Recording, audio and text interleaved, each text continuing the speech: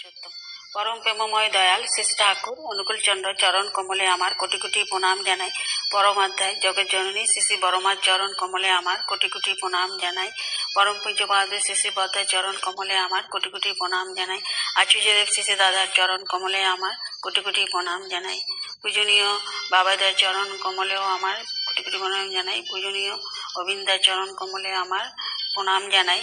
তো শ্রদ্ধেয় গুরুজন এবং দাদা মায়েদের ইষ্ট সান্নিধ্যে থাকা সকল কর্মীবৃন্দ সত্তাবাহীদের আমার যথাযথ মর্যাদায় প্রণাম নমস্কার শ্রদ্ধা ভালোবাসা জানাই।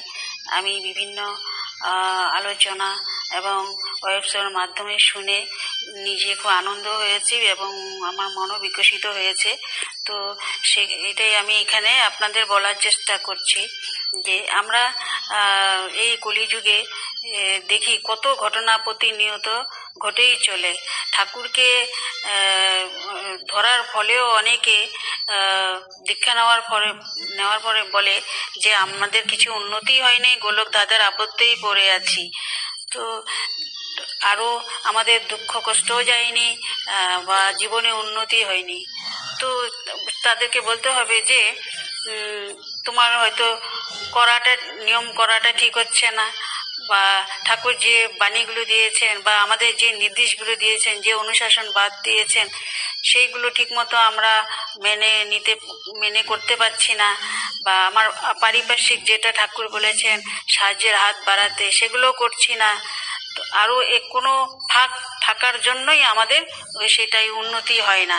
তো এইভাবে আমরা দেখি ঠাকুর যেভাবে নিয়মগুলো দিয়েছেন করার জন্য নিজেও করে দেখিয়েছেন সারা জীবন, সেটা শ্রী বদ্ধাও করে গেছেন। বর্তমান শ্রী আচার্যদেবদাও সেই অসাধ্য সাধনই করে চলেছেন। শ্রী আচার্যদেব আশীর্বাদে কত এইভাবে অসাধ্য সাধনও ঘটে যায়, তা বলারও অপেক্ষা রাখে না। প্রত্যেকের উপরেই এই পরীক্ষাই চলে। দীক্ষা নিলেই যে একবারে উন্নতি হয়ে যাবে, লাভ পেরে, সেটা তো হয় না। করার পাওয়া জননী ঠাকুর বলে গেছেন আমাকে করতে হবে সেইটা। তো এবং প্রতি পদক্ষেপে সংসারের কাজ, আমাদের সমাজের কাজ এবং আশেপাশে সবাইকে নিয়ে চলা, সব করার ভিতর দিয়ে আমরা পাবো। তাই আমরা তখনই তার করুণায় আমরা উত্তীর্ণ হতে পারবো। অনেকে বলেন ঠাকুরকে দেখিনি, তার সম্বন্ধে জানি না। তো তা বলতে হবে যে যেটি আদর্শ পথ তিনি দেখিয়ে দিয়ে গেছেন, বাঁচা বাড়ার পথগুলো অনুসরণ করে চললে, তো যেটা আমাদের আচার্যদেব যেভাবে আমাদেরকে সকলকে যেভাবে আচরণ করে দেখাচ্ছেন তেমনি চলতে হবে। তো এইভাবে চলতে চলতে আমাদের দরকার গুরু ভক্তি, গুরুর আজ্ঞা নির্দেশের মধ্যে দিয়ে প্রভুর দয়া অনুভব করা যায়। কারণ প্রভুর চলার সুর সেই শ্রী আচার্যদেবের মধ্যেই বিদ্যমান। একই সুর, একই ছন্দ, একই তাল।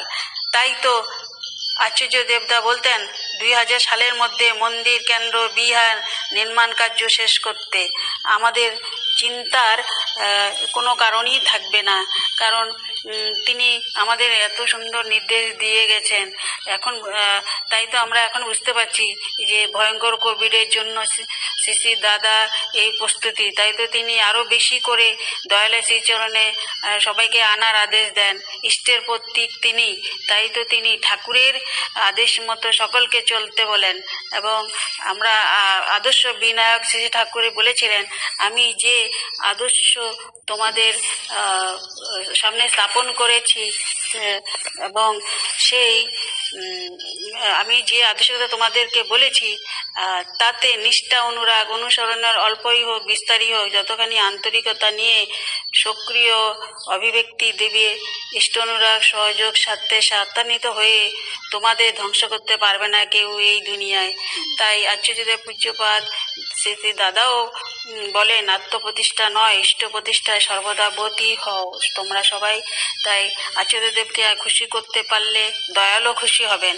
এখানে আমি এক আলোচনায় পড়েছিলাম যে এক দাদা ছোটবেলায় তার নাসিকা অ্যালার্জি হয়েছিল। তো সবসময় নাক দিয়ে জল পড়তো। তো কয়েক মাসে অনেক জায়গায় চিকিৎসা করা সত্ত্বেও ঠিক না হওয়াতে গুয়াহাটি মেডিকেল কলেজে দেখানোর পর বললেন এটা অস্ত্রোপচার করতে হবে। তো এইভাবে তিনি অস্ত্রোপচারের জন্য রেডি হচ্ছিলেন।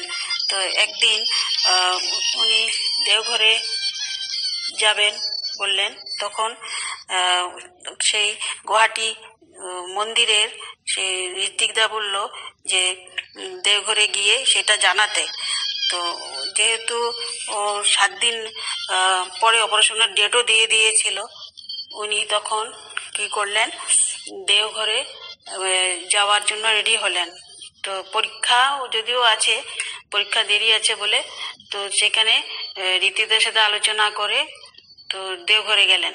দেওঘরে তো শ্রী শ্রী পিতৃদেবের চরণে সেটা নিবেদন করলেন। নিবেদন করার পরে তো সেটা শুনে তো তিনি ডেকে বললেন যে অস্ত্রোপচারের প্রয়োজন নেই, কয়েকদিন 2 বেলা ভাত খাওয়ার সময় জয়ন্তী ফুলের গাছের পাতা শুকনো ভাজা করে ভাতের সঙ্গে মেখে প্রথম কয়েক গ্রাস খেতে হবে। সঙ্গে সঙ্গে তিনি কবিরাজ জিতেন দোলেদার নির্দেশে দিলেন এবং যে সেই ভেষজ যে উদ্যানে জয়ন্তী ফুল গাছ আছে দেখাতে এবং বাড়ি ফেরার সময় পাতা সংগ্রহ করে নিতে। তো দয়ালের কৃপায় ওনাদের বাড়িতে সেই গাছ ছিল। তো বলা সত্ত্বেও তো শ্রী শ্রী পিতৃদেবদা আচার্যদেবদাকে বললেন, তো দুইজনকে বলা তো দাদারা বলল যে না, নিয়ে যাওয়ার জন্যই বললেন পাতা। তো যাই হোক, ওনারা সেই পাতা নিয়ে ঘরে ফিরে এলেন এবং এভাবে কয়েকদিন খাওয়ার পরে সরষের তেল লবণ দিয়ে শুকনো ভাজা জয়ন্তী ফুল পাতা দেখা গেল পরম পিতার দয়ায় এবং শ্রী শ্রী পিতৃদেব শ্রী শ্রী আচার্যদেবের আশীর্বাদে রোগ মুক্ত হয়ে যান। তো যেটা এখন পর্যন্ত ওনারা সেই রোগে আক্রান্ত হতে হয়নি। এইভাবেই দয়াল শ্রী শ্রী বদ্দা শ্রী শ্রী আচার্যদেবের মাঝে লীলা করে চলেছেন।